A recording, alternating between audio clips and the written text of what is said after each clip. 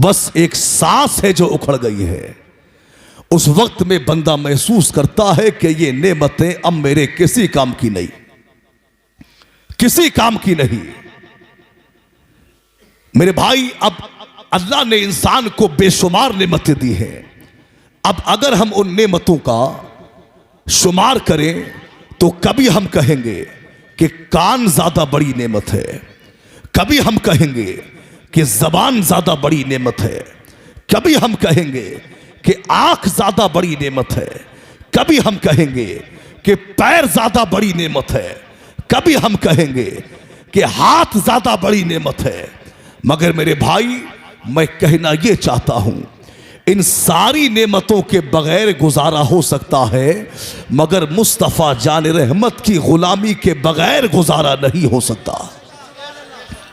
वो इब्नुल क़य्यम ने कहा था कि मुस्तफा जान रहमत ने हमें इंसान बनाया है, यानी इंसानियत के असबाक ये मुस्तफा जान रहमत ने पढ़ाए हैं। अखलाकी रवैये क्या है, ये मुस्तफा जान रहमत ने हमें बताए हैं।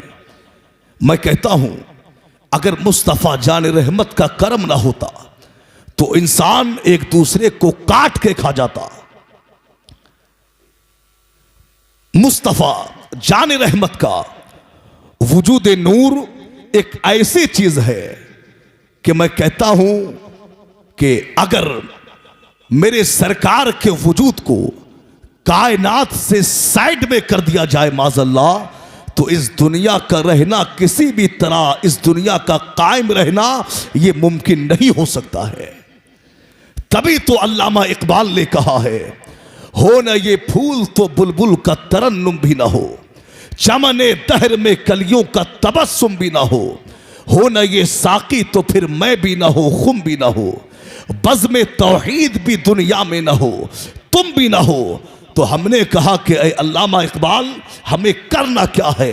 तो अल्लामा इकबाल कहते हैं, करना यह है कि कुव्वत इश्क से हर पस्त को बाला कर दे, दहर में इसमें मोहम्मद से उजाला कर दे, दहर में इसमें मोहम्मद से उजाला कर दे।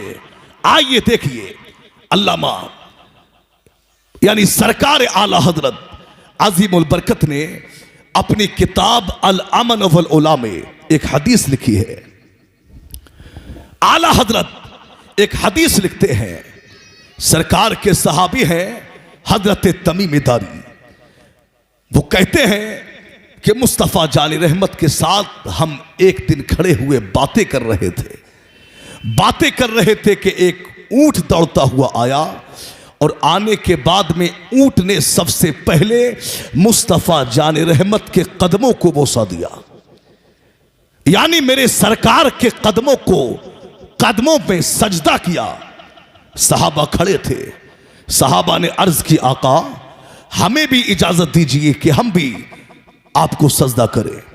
तब मेरे नबी ने फरमाया कि वो तो बेज़बान है, वो तो जानवर है, जानता ही नहीं, मगर तुम तो मुकल्लफ हो शरीयत के, तुम शरीयत के मुकल्लफ हो, तुम्हें यह इजाजत नहीं कि तुम सजदा करो, तुम्हें यह इजाजत नहीं कि तुम सजदा करो। तभी तो मेरे इमाम ने कहा है, पेशे नजर वो नौबहार, सजदे को दिल है बेकरार, रोकिए सर को रोकिए यही तो इम्तिहान है। सुराई की आवाज कम करें, डब्बे की आवाज खोले। रोकिए सर को रोकिए यही तो इम्तिहान है। डब्बे की आवाज खोलिए। आप देखिए, आला हजरत ने हदीस को लिखा है। अब सहाबा ने कहा, आका हमें इजाजत दें, तो सरकार ने फरमाया कि तुम्हें इजाजत नहीं कि तुम सजदा करो, तुम्हें इजाजत नहीं कि तुम सजदा करो।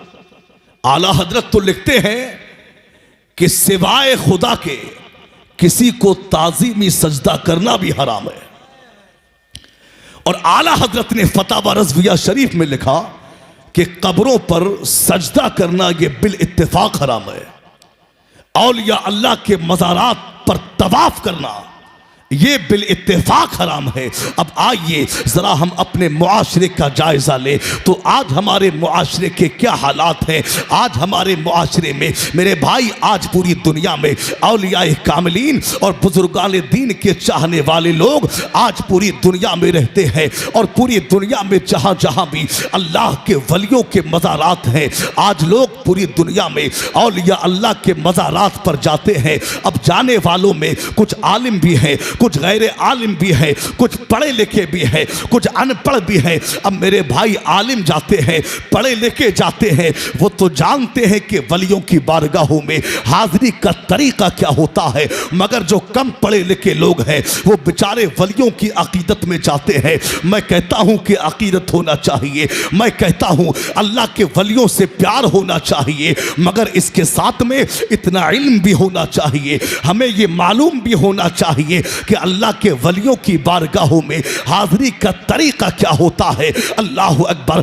आज बेचारा एक कम पढ़ा लिखा इंसान जब अल्लाह के वलियों की बारगाह में जाता है, वहां जाकर वो दुरूद व सलाम भी पढ़ता है, वो फातिहा खानी भी पढ़ता है, वो वहां सलाम भी पढ़ता है, सूरह फातिहा भी पढ़ता है, मज़ारात पर चादर भी चढ़ाता है, मगर वो कम इल्मी की बुनियाद पर, यानी वो ला इल्मी की बुनियाद पे वो अपने सर को बारगाहों में झुका देता है, यानी बारगाहों में, यानी मज़ारात पे वो अपना माथा टेक देता है। यानी इंसान का मकसद ये नहीं होता कि मैं माथा टेक रहा हूं, उसका मकसद ये नहीं होता कि मैं अल्लाह के वली को सजदा कर रहा हूं, यानी उसकी नियत ये नहीं होती कि मैं सजदा कर रहा हूं। मगर आज गैर लोग इसी बात को देखकर अहले सुन्नत का मजाक उड़ाते हैं, अहले सुन्नत को बदनाम करते हैं और वो कहते हैं ये औलिया अल्लाह के मानने वाले, ये अहले सुन्नत वल जमात से ताल्लुक रखने वाले, ये आला हजरत को मानने वाले,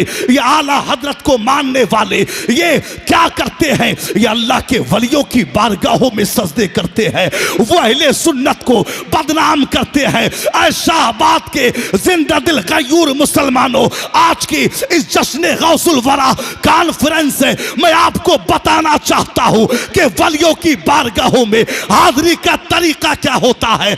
ऐ शाहबाद वालों, आपको वलियों से मोहब्बत है तो जाइए मज़ारों पे, वहां जाके चादर भी चढ़ाइए, वहां जाके फूल भी चढ़ाइए, वहां जाके फातिहा भी पढ़िए, मगर तरीका क्या है ये बरेली के आला हजरत से पूछिए। सरकार आला हजरत ने अपनी फतावा रज़विया शरीफ में लिखा है कि औलिया अल्लाह के मज़ारात पर जब हाजिरी दो तो 4 हाथ दूर खड़े होके आप फातिहा पढ़िए, दुरूद सलाम पढ़िए, सूरह फातिहा पढ़िए और साहिबे मज़ार के लिए ईसाले सवाब कर दो। कसम खुदा की, जब इस तरीके से हम बारगाहों में हाजिर होंगे तो हमसे साहिबे मज़ार भी राजी हो जाएगा, परवरदिगार भी राजी हो जाएगा। नारे तकबीर, अरे मोहब्बत से बोलो यार, नारे तकबीर, नारे रिसालत, मसलके आला हजरत, फैज़ाने आला हजरत, फैज़ाने हुजूर मुफ्ती आज़म हिंद, फैज़ाने हुजूर ताज शरिया, बस्ती बस्ती करिया करिया, इश्क